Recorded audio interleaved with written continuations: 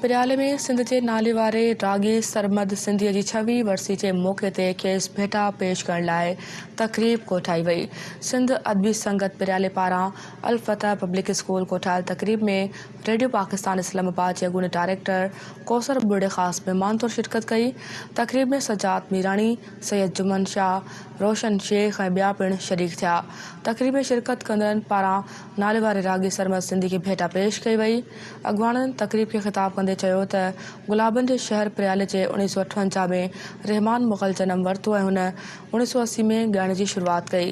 हुन चयो त रहमान मुग़ल उर्फ़ सरमद सिंधी जीअ सिंध चवंदो अञा जॾहिं हुन दुनिया मां लाॾाणो करे वेंदा ऐं वठी जनम हर हर वरबो जहिड़ा केतिरा ई गीत ॻाए ॾे तोड़े परॾे में वॾो नालो कमायो। संदन चवणो हो त 26 साल गॾोके ॾींहं ते सरमद सिंधी रोड हादसे में संदन खां हमेशह लाइ विछड़ी वियो, पर संदसि ॻायल गीत अॼु बि लखे दिलनि ते छायल आहिनि। अॻवाननि चयो त सरमद सिंधी सिंध जो सरमायो हो, जे हमेशह क़ौमी गीत ॻाए नौजवाननि में पंहिंजी धरती सां प्यार करण जो जज़्बो पैदा कयो।